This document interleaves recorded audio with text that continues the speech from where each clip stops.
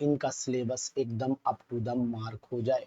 तो इनके सिलेबस को अप टू द मार्क करने के लिए आपको ये ध्यान देना पड़ेगा कि इस पर हमें कुछ ऐसे पॉइंट्स हैं जो बहुत गंभीरता के साथ में और बहुत ही आप ये समझिए रिस्पॉन्सिबिलिटी के साथ में एक्सेप्ट करना पड़ेंगे, तभी आपका ये प्लान सफल हो पाएगा। यानी कि DSSB और BPSC के सिलेबस में कुछ ऐसी खास बात अगर आप कर लेते हैं, ऐसा कौन सा प्लान अपनाएं कि आपका सिलेक्शन आसान हो जाए। दोनों के पेपर का जो क्वेश्चन लेवल है बहुत ही अच्छा है, यानी लेवल ऑफ क्वेश्चन अगर आप देखते हैं तो बहुत ही अपने में स्टैंडर्ड है। तो मैं यहाँ पर कह सकता हूँ कि क्वेश्चन का जो लेवल होगा हमारा वो एक स्टैंडर्ड लेवल के क्वेश्चन है। यानी कि यहाँ पर क्वेश्चन को सॉल्व करने का मतलब है कि हम अपने आप को बिल्कुल परफेक्ट पाएंगे, तभी कर पाएंगे, अन्यथा हम नहीं कर पाएंगे। इस चीज का आपको ध्यान देना पड़ेगा।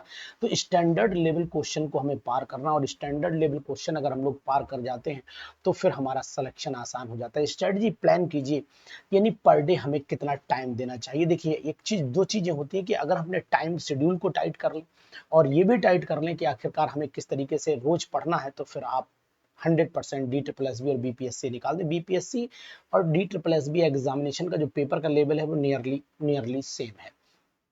तो मैं यहाँ पर बात करता हूँ कि आखिरकार प्लान क्या करना चाहिए, कितने घंटे रोज पढ़ लेना चाहिए। तो मैं आपको बताऊंगा, सबसे पहला पॉइंट यही है हमारा कि पर डे की स्टडी इस समय मात्र ज्यादा नहीं 4 घंटे की आनी चाहिए, यानी 4 आवर स्टडी हमारी आनी चाहिए। 4 आवर्स स्टडी हमारी आनी चाहिए पर डे की, यानी 4 घंटे की स्टडी हमारी आनी चाहिए। अगर 4 घंटे की स्टडी आप निकाल रहे हैं तो फिर मान के चलिए कि क्वेश्चन की प्रैक्टिस आप मजबूती के साथ में 200 क्वेश्चन आप 100% प्रैक्टिस कर पा रहे होंगे।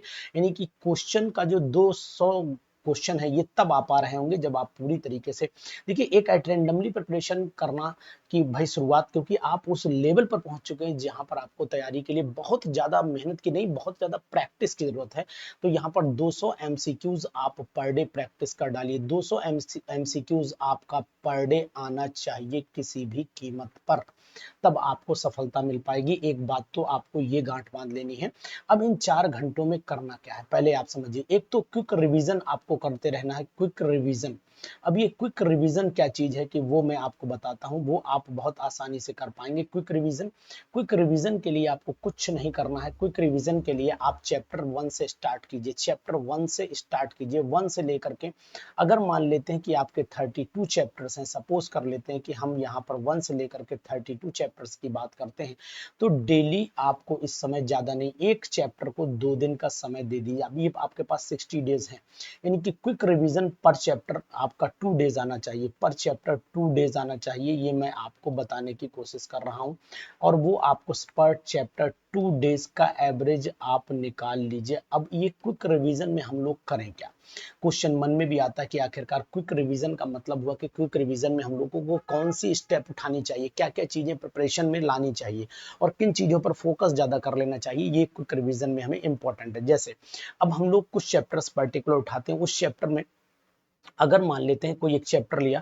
उस चैप्टर का नंबर 1 फार्मूला, यानी कि पर चैप्टर हमें क्विक रिवीजन में क्या उठाना है वो मैं आपको बताने की कोशिश यहाँ पर कर रहा हूँ। तो सबसे पहले मैं आपको यहाँ बताऊंगा कि एक चैप्टर में हमें किन किन बातों का ध्यान रखना पड़ेगा। देखिए सबसे पहले तो अगर मैं बात करता हूँ तो नंबर 1 हमें फार्मूला रिवाइज कर लेना चाहिए। फार्मूला जितने भी हों चैप्टर के रिवाइज कर लेना चाहिए। उसके बाद उन फार्मूले पर बेस, हर फार्मूले पर बेस एक क्वेश्चन हमें जरूर करना चाहिए, एक क्वेश्चन हर फार्मूले पर बेस हमें जरूर करना चाहिए।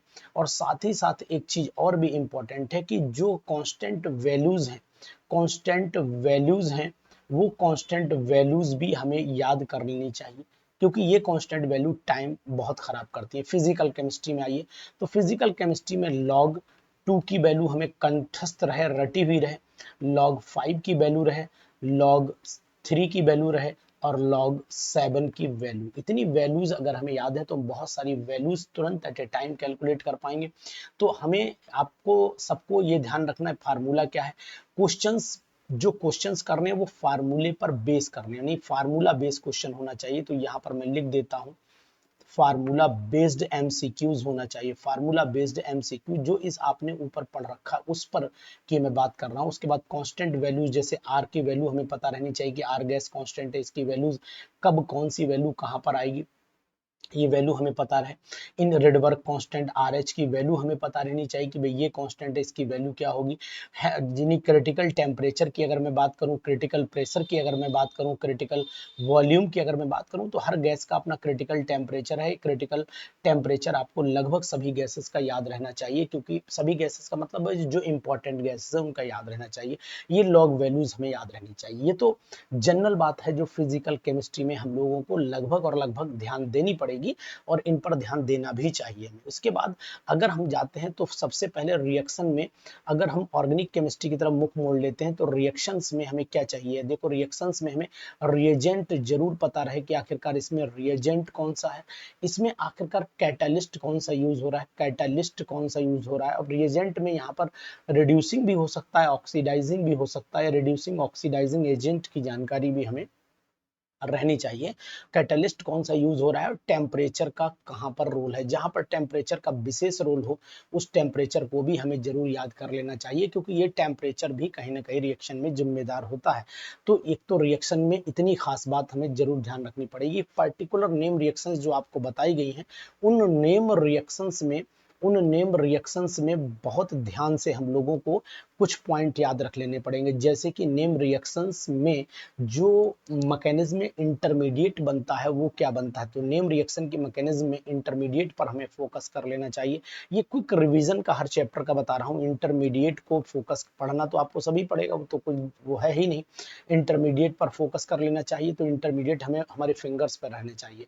एक बात। दूसरी बात यह है कि हमें अधिकतर क्वेश्चन आपने नोटिस किया होगा कि कभी कभी ऑर्गेनिक केमिस्ट्री में इस तरीके के भी क्वेश्चंस बन जाते हैं कि कोई रिएक्शन होगी कि नहीं होगी। तो जो होंगी और नहीं होंगी रिएक्शन भी हमें पता रहे, यानी कौन सी रिएक्शन होगी कौन सी नहीं होगी, कौन सी रिएक्शन होगी कौन सी रिएक्शन नहीं, कौन सी रिएक्शन पॉसिबल है कौन सी नहीं है, इस पर भी हमारा दिमाग टिका रहना चाहिए, तभी हमारा काम चलेगा। बहुत इंपॉर्टेंट है। कभी फ्रीडल क्राफ्ट पूछ लेते हैं, कभी कार्बेलामिन रिएक्शन पूछ लेते हैं, है ना। तो आपने देखा होगा कि ये रिएक्शंस कहाँ पर हो पाएंगी कहाँ नहीं हो पाएंगी, इस पर हमें विशेष तौर से ध्यान देना पड़ेगा। तो ये बहुत इंपॉर्टेंट बात मैं आपको यहाँ पर बता रहा हूँ। तो नेम रिएक्शंस पर ध्यान देना है, रिएक्शन के रिएजेंट पर ध्यान देना है, कौन सी रिएक्शन पॉसिबल है कौन सी नहीं, फ्रीडल क्राफ्ट कौन शो करता है कौन नहीं शो करता है, ये सब चीजें हमें ध्यान देनी पड़ेंगी रिएक्शंस के केस में। दूसरी बात ये भी है कि हमको एक चीज जो हम अक्सर भूल जाते हैं कि वो वैल्यूज यूनिट के साथ में, कभी कभी यूनिट कन्वर्जन हमारे दिमाग से स्लिप करता है। तो यहाँ पर मैं यूनिट कन्वर्जन को भी बहुत तवज्जो दूंगा। कन्वर्जन, यूनिट कन्वर्जन को बहुत वैल्यू आपको देनी पड़ेगी। तो यूनिट कन्वर्जन का मतलब कोई सपोज कर लो कि एटमॉस्फेयर में है, किसी को आपको जूल में कन्वर्ट कर लेना है, हो सकता है कोई वैल्यू आपके सामने जो है कैलोरी में दे रखी है, जूल में कन्वर्ट करना पड़े। तो ये यूनिट का कन्वर्जन भी बहुत बड़ा रोल अपना अदा करता है। यूनिट जरूर ध्यान देनी है, यूनिट जरूर याद रखिएगा, क्योंकि यूनिट कभी कभी आपको दूसरी याद होती है और पेपर में दूसरी यूनिट आ जाती है, उससे भी आपको समय वेस्टेज होता है। यहाँ से समय बचाया जाता है, समय की वैल्यू को इंपॉर्टेंस दी जाती है अगर आप इन चीजों पर ध्यान देंगे। तो साथियों इसको जरूर पढ़िए।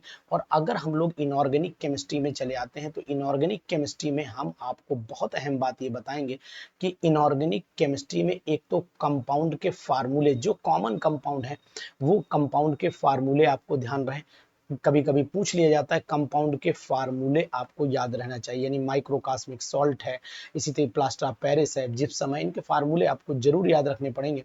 तो कंपाउंड के फार्मूला आपको याद रहे, कंपाउंड के स्ट्रक्चर तो जरूरी ही याद रहे, स्ट्रक्चर जरूर याद रहे। और स्ट्रक्चर में कितने एच रिलीज होते हैं ये भी बहुत पूछा जाता है, आप नोट करके देखिए पेपर में, यहाँ पर भी आपको ध्यान देना पड़ेगा। इसके बाद चले आइए इनऑर्गेनिक केमिस्ट्री में ही लॉस इलेक्ट्रॉन का कितना हुआ, इलेक्ट्रॉन का लॉस कितना हुआ, इलेक्ट्रॉन का गेन कितना हुआ।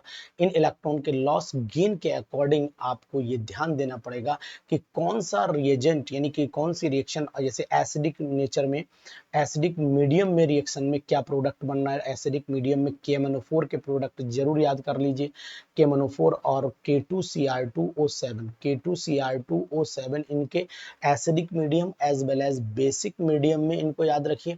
बेसिक मीडियम में अक्सर क्वेश्चन नोट करिए आएगा, उसके बाद न्यूट्रल मीडियम में भी इनको याद कर लीजिए, न्यूट्रल मीडियम में भी इनको याद कर लीजिए। तो मुझे लगता है कि आपको बहुत बड़ा फायदा इन्हीं क्वेश्चन से हो जाएगा। इसके बाद चले आइए, इसमें बहुत सारे इनऑर्गेनिक केमिस्ट्री में खास बात यह है कि इनमें एक्सेप्शंस कहाँ कहाँ मिलेंगे आपको, एक्सेप्शंस वो मैं आपको बता दे रहा हूँ। देखिए एक्सेप्शंस नंबर 1, सबसे पहले आपको आयनाइजेशन पोटेंशियल के एक्सेप्शंस याद कर लीजिए। नंबर 2, इलेक्ट्रॉन नेगेटिविटी के जहां पर भी आपको एक्सेप्शन दिखे पेज पर नोट करिए, उन्हें एक पेज पर नोट करिए।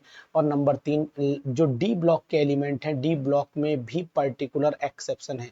इसी तरीके से एफ ब्लॉक में भी एक्सेप्शन है कि कौन सा एलिमेंट एफ ब्लॉक का है, कौन सा नहीं है, इस पर भी एक्सेप्शन। तो ये हमारी वीडियो आपके लिए बहुत इंपॉर्टेंट बनेगी। कारण ये कि मैं यहाँ पर आपको ये समझाने की कोशिश कर रहा हूँ कि अब ये सब चीजें जो मैं बोल रहा हूँ, इन सब चीजों पर विशेष ध्यान देना है। कुछ ऐसी रिएक्शंस जो पर्टिकुलर प्लेस पर ही होती हैं, दूसरी जगह वो रिएक्शंस नहीं अगर करती हैं।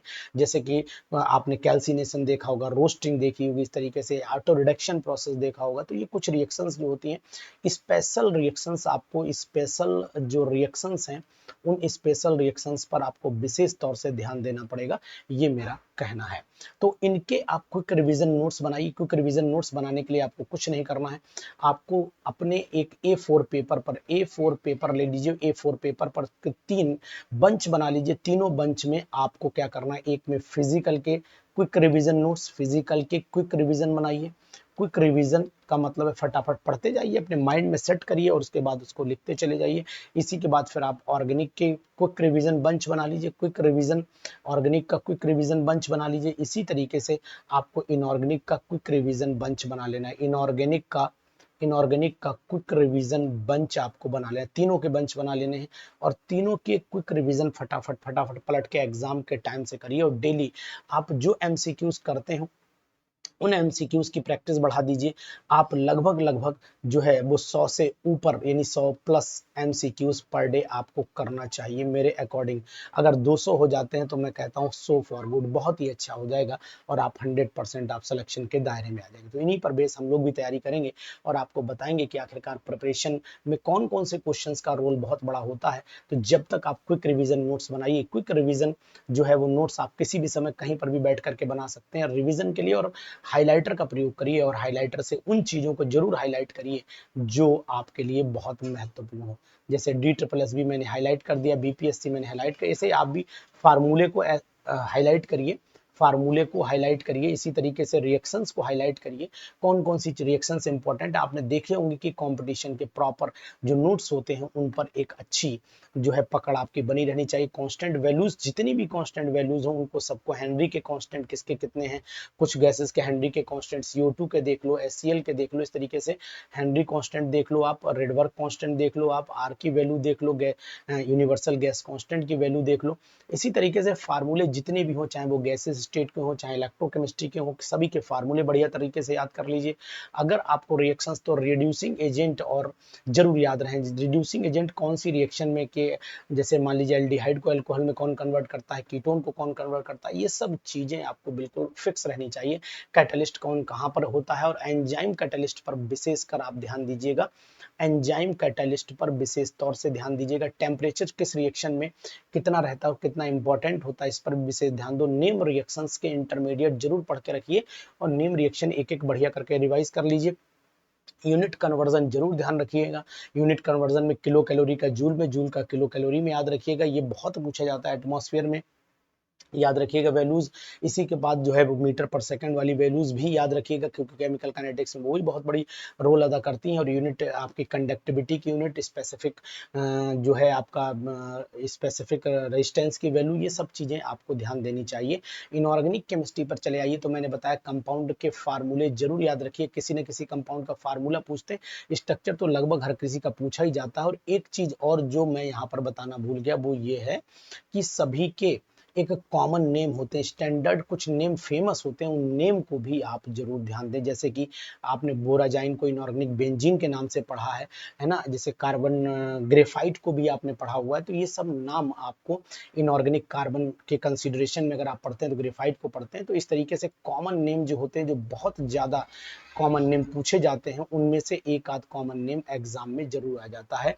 तो वो कॉमन नेम भी आप याद रखिए। एक्सेप्शंस को बिल्कुल नहीं भूलिएगा। हर, चाहे एस ब्लॉक का हो, चाहे पी ब्लॉक का हो, चाहे डी ब्लॉक हो, चाहे आयनेशन पोटेंशियल का हो, चाहे इलेक्ट्रोनेगेटिविटी का हो, चाहे डी ब्लॉक का हो, चाहे एफ ब्लॉक का हो, किसी का भी कन्वर्जन एक्सेप्शन अगर है तो वो एक्सेप्शन आप जरूर ध्यान रखिएगा। और स्पेशल रिएक्शंस होती हैं कुछ, जैसे चाहे एसिडिक मीडियम की रिएक्शन हो, चाहे बेसिक मीडियम की रिएक्शन हो, चाहे ऑटो रिडक्शन की प्रोसेस हो, इनको भी आप बिल्कुल गहनता से पढ़ लीजिएगा। और साथ ही साथ मैं आपको ये भी सलाह दूंगा कि 3 बंच बनाइएगा A4 साइज में, और तीनों में, एक में फिजिकल केमिस्ट्री, एक में ऑर्गेनिक केमिस्ट्री और एक में इनऑर्गेनिक केमिस्ट्री के क्विक रिवीजन नोट्स बना करके 100 क्वेश्चंस पर डे की प्रैक्टिस कर डालिए। और अगर बेटर हो पाए तो फिर मैं तो सलाह दूंगा 200 तक कर डालिए, तो आप DSSS में अपना स्थान जरूर निश्चित कर लेंगे।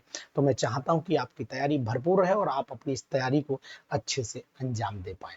इस वीडियो को देखिए, समझिए और प्लान अपने आप जरूर करिएगा। इससे बेटर कर पाए तो वो भी करिए। और हमारी दुआएं, हमारा जो है आपके साथ प्यार, ये लगातार बना रहे, और जिससे कि हम आपको इससे भी बेस्ट परफॉर्मेंस की बेस्ट प्लान जरूर बताने की कोशिश करेंगे, जिससे कि आपकी तैयारी एक अच्छे लेवल पर जा सके।